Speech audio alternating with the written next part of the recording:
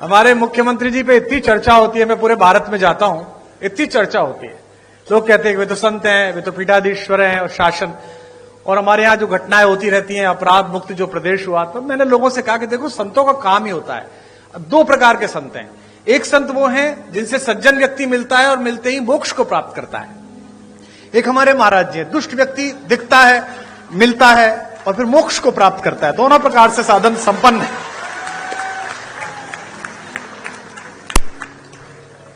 और आवश्यक भी है, क्या करें, देश ऐसी स्थिति में आ गया है। पहले डॉक्टर्स RX लिखते थे, वो RDX लिखने लगे हैं, क्या करेंगे आप। ऐसे समय तो बहुत आवश्यक है। आदरणीय रक्षा मंत्री जी ने बड़ा उल्लेख किया। मेरा सौभाग्य रहा कि अटल जी की कृपा, उनका स्नेह मुझ पर भी रहा और वो लगातार अपने घर पर एक गोष्ठी करते थे, जिसमें रक्षा मंत्री जी की उपस्थिति होती थी, आदरणीय दिनेश भैया की उपस्थिति होती थी। तो पार्टी के सभी लोग बैठे हुए हैं आज यहां पर, बहुधा पार्टी के ही लोग हैं। तो तीन प्रकार की पीढ़ियां पार्टी में आ गई हैं। अटल जी की पीढ़ी थी जिसमें आदरणीय अडवाणी जी, जोशी जी, वो एक पीढ़ी थी। फिर आदरणीय रक्षा मंत्री जी की, प्रधानमंत्री जी की एक पीढ़ी आई। अब एक तीसरी पीढ़ी हमारे यशस्वी मुख्यमंत्री जी की, देवेंद्र फडणवीस जी की। तीन पीढ़ियां लगातार काम कर रही हैं और तीनों के दृष्टिकोण में अंतर है। अटल जी कहते थे कि आपके घर पर कोई कूड़ा फेंके तो आप स्वयं साफ कर दो। मोदी जी की, राजनाथ जी की पीढ़ी कहती है कि आपके घर पे कूड़ा फेंके तो आप उससे ही साफ कराओ। और मुख्यमंत्री जी की पीढ़ी कहती है कि आपके घर पर कोई कूड़ा फेंके तो आप कूड़े को भी साफ करो। आप में से कुछ कम लोग समझे, इसके लिए मैं आपका आभारी हूं। समय की मर्यादा है, सीमा है। मैं केवल एक कविता सुनाऊंगा, क्योंकि आदरणीय मुख्यमंत्री जी को जाना है और वे बहुत व्यस्तता उनके बीच है, समय है। अटल जी जैसे लोग किसी देश में शताब्दी में एक होते हैं। जैसा राजनाथ जी ने कहा, आदरणीय रक्षा मंत्री जी ने, कि पद बड़ा हो जाना महत्वपूर्ण नहीं है, कद बड़ा हो जाना महत्वपूर्ण है। और मैंने स्वयं देखा, हम लोग BA की पहली साल में पढ़ते थे। हमारे यहाँ के एक यशस्वी पत्रकार थे शिव कुमार गोयल जी, आदरणीय राजनाथ जी उनसे परिचित थे। अटल जी उनके साथ वंदे मातरम में संपादक थे, वे सह संपादक रहे थे। हमने एक कवि सम्मेलन कराया, एक कार्यक्रम कराया, सृजन महोत्सव, और हमने उनसे कहा कि अटल जी को बुलवा दीजिए। अटल जी उस समय विपक्ष में थे, उस बार चुनाव नहीं जीत पाए थे। तो हमने बुलाने के लिए गए और वो आ गए, और हम उस कार्यक्रम को संपन्न करने के लिए कहीं से धन जुटा रहे थे। तो नगर के एक उद्योगपति जो साड़ी का काम करते थे, उस जमाने में हम उनसे 501 रुपया लेके आए। तो जो 501 जिसने दिया था, उसने कहा कि मैं भाषण दूंगा। ये बड़ा संकट का काम था, लेकिन अब वो 501 दे रहा था तो भाषण दिलाना था। तो वो अटल जी का प्रशंसक था। वो खड़ा हुआ और उसने कहा, मैंने कहा तुम ज्यादा मत बोलना अंकल जी, थोड़ी देर बोलना। बोले बस मैं 2 लाइन पढ़ूंगा। और उसने खड़े होकर कहा कि आज अटल जी आए हैं, बस मैं ये 2 पंक्ति पढ़ना चाहता हूं कि शहीदों की चिताओं पर लगेंगे हर बरस मेले। वो अटल जी के लिए कह रहा। अटल जी बहुत ठाका मार के हंसे, लेकिन उस आदमी के संकोच को, जो पूरा मंच से घूर रहा था, उसने ठाके से दूर किया। और जब भी मैं उनसे मिलने के लिए जाता था, दर्शन के लिए मिलने जाता था, प्रणाम करते थे, उन्हें बाप जी कहते थे, तो अक्सर पूछते थे, अरे भाई उनके क्या हाल है जिन्होंने मुझे जीवित शहीद बनाया था, वे कैसे हैं। तो वह बड़ा कद होना कि आप किसी बात का बुरा ना मानो, आप सदाशयता से लो। लखनऊ वालों, आपका सौभाग्य है, आपके संसदीय क्षेत्र का सौभाग्य है कि यहां से अटल बिहारी वाजपेयी जैसे कीर्ति पुरुष ने संसद में शोभा बढ़ाई। और आज मुझे अपनी तालियों के बीच ये कहने की अनुमति भी दें कि अगर एक राजनीतिक विचार का विश्वविद्यालय है अटल बिहारी वाजपेयी, तो इस समय भारतीय राजनीति में उनके सच्चे प्रतिनिधि आपके इस समय के सांसद हैं, जो उसके कुलपति हो सकते हैं, जो आदरणीय रक्षा मंत्री जी हैं। मैं एक कविता सुनाकर अपना स्थान लूंगा। आप बहुत दूर से आए हैं, मैं क्या करूं, घर जाऊं तुम्हारे? हाँ? मतलब हद हो गई, ऐसा ही बुलाने वाला ऐसे ही आने वाले। इतने बड़े बड़े भाषण सुनता हूं। आज बजट का भाषण में सुनना था मुख्यमंत्री जी का, बजट में ये हुआ, बजट में ये हुआ। मैं पूरा भाषण इस चक्कर में ही सुन गया कि इस बार बजट में हमने ब्रजेश पाठक को पैसे दिए कि कुमार विश्वास को दिया करो। लाइन ही नहीं आई वो वाली, बाकी सब आई, एक लाइन नहीं आई। उसके बाद मैंने बंद कर दिया, मैंने कहा अब खत्म है, अब चलो, अब जब मिलना ही नहीं है। 32-33 साल हो गए इसी क्रम को चलते हुए, छात्र राजनीति से लेकर आज तक न मुझे मिला न उसने दिया। तो अब जितना मिल रहा है बेटा, ये लाल लभाव में मिल रहा है, जो भी मिल रहा है। हाँ, मैं एक कविता आपको सुना रहा हूं। आधी सदी बीत गई जीवन की और मैं कभी भी वैष्णो देवी नहीं गया था। हमारे यहां ये धारणा है कि भगवान जब बुलाते हैं, भगवती जब बुलाती है, तभी जाना पड़ता है, तभी पहुंचना पड़ता है। इस बार नवरात्र में वहां के ट्रस्ट का आदेश आया कि पहली नवरात्रि पर माता के द्वार पर आप कुछ सुनाइएगा। तो मैंने सोचा कि जो भजन चल रहे हैं, जो कविताएं चल रही, उन्हें तो क्या सुनाना, कुछ नया लिखना पड़ेगा। तो मैंने एक कविता लिखी और पिछले साल से इस साल के बीच में जो प्राथमिक रूप से कुछ कविताएं लिखी हैं, उनमें यही एक श्रेष्ठ कविता मुझे लगती है। और यहां पर एक संत व्यक्तित्व भी मंच पर हैं जो संयोग से हमारे मुख्यमंत्री हैं, मैं उनको भी समर्पित करता हूं। आदरणीय रक्षा मंत्री जी और सभी यहां पर लोग बैठे हैं, उनको भी समर्पित करता हूं। पहली पंक्ति को आप पकड़ लेंगे, उसे गुनगुनाएंगे, गाएंगे तो मुझे अच्छा लगेगा। निवेदन करता हूं, जो लोग मोबाइल रिकॉर्ड कर रहे हैं वो आराम से सुने तो ज्यादा बेहतर लगेगा। आपकी तालियां ही मेरा पारिश्रमिक है, इस बात का आप ध्यान रखें। कि भवानी, पहली पंक्ति आ रही है, इसे संभालिएगा। मैंने वहां द्वार पर बैठकर मां को क्या सुनाया कि भवानी सुन लो राम कहानी, भवानी सुन लो राम कहानी, भवानी सुन लो। जब तक आपकी आवाज नहीं आएगी, चाहे मुख्यमंत्री जी जाएं चाहे ना जाएं, यही लाइन चलेगी। भवानी सुन लो राम कहानी, भवानी सुन। रोज नई लगती है लेकिन है ये परम पुरानी। अगली पंक्ति जो समझ जाएंगे उनकी तालियां गूंजेंगी। रोज नई लगती है लेकिन है ये परम पुरानी, वही कहानी एक जो तुमने, वही कहानी एक जो तुमने दो जन्मों में मानी, भवानी सुन लो राम कहानी, भवानी सुन लो,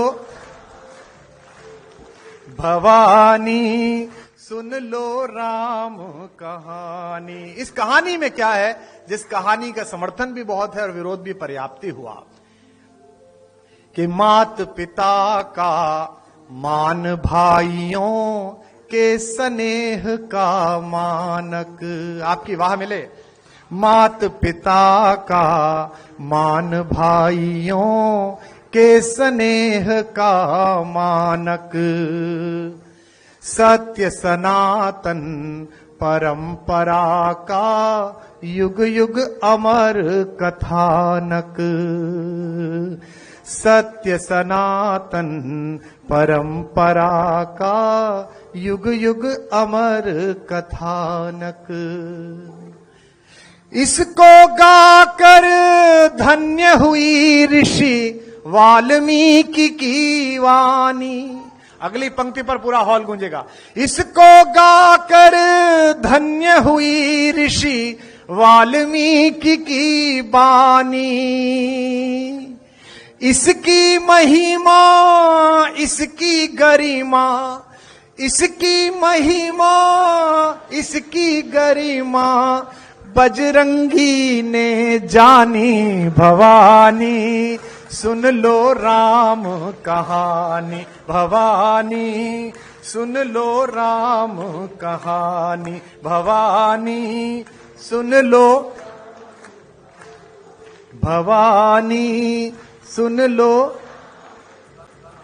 अपना कोई आदर नहीं है, कोई सम्मान नहीं है, किसका कौन इतना कविता का इतना आदर कहां से हो कि इतने महत्वपूर्ण लोग बैठे और अपना समय दें। हम जिसे गा रहे हैं उसका नाम बहुत बड़ा है। पंक्ति पढ़ रहा हूं और पहली पंक्ति पर जो कवि यहां बैठे हैं, साहित्यकार बैठे हैं, उनका स्नेह मिले। और भारतीय जनता पार्टी के लोग कितने भी गर्वित हो जाएं कि इतने राज्यों में सरकार है, केंद्र में 3 बार आएगी, 4थी बार आएगी, हम तो ये मानते हैं कि जैसी भी पार्टी है, जो भी है, कवि के द्वारा चलाई गई है, कवि के परिश्रम से, उसके शब्दों से चली है। कि तुलसी तुलसी से, तुलसी तुलसी से पावन हो गए कथा यह गाकर, तुलसी तुलसी से पावन हो गए कथा यह गाकर। भाग्य बली हैं फिर भी खुद को कहें राम का चाकर, भाग्य बली हैं फिर भी खुद को कहे राम का चाकर। एक पंक्ति खास तौर पर सुन लीजिएगा। भाग्य बली हैं फिर भी खुद को कहे राम का चाकर। जब तक सब नहीं बजाओगे यही चल रही है। भाग्य बली हैं फिर भी खुद को कहे राम का चाकर। यह कोरी कल्पना नहीं है आगम निगम बखानी। यह कोरी कल्पना नहीं है आगम निगम बख। लखनऊ में हाई कोर्ट की एक ब्रांच है। यह देश अद्भुत है।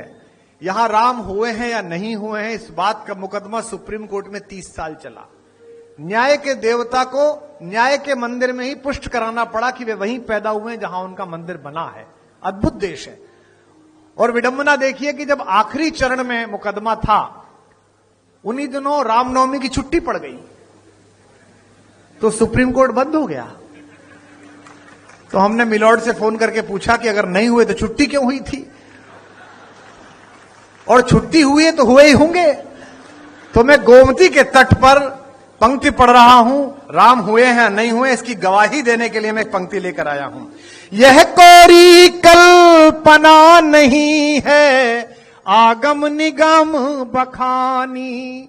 अगली पंक्ति का गवाह अच्छा लगे तो उसकी लहरों के समान तालियां उठती देखूं।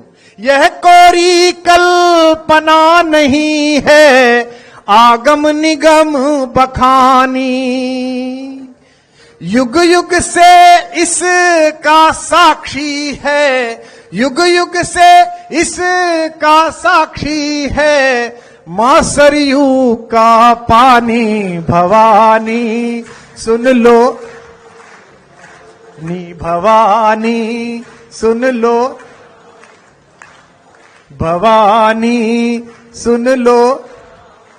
आपकी आवाज कम आ रही है। भवानी सुन भवानी।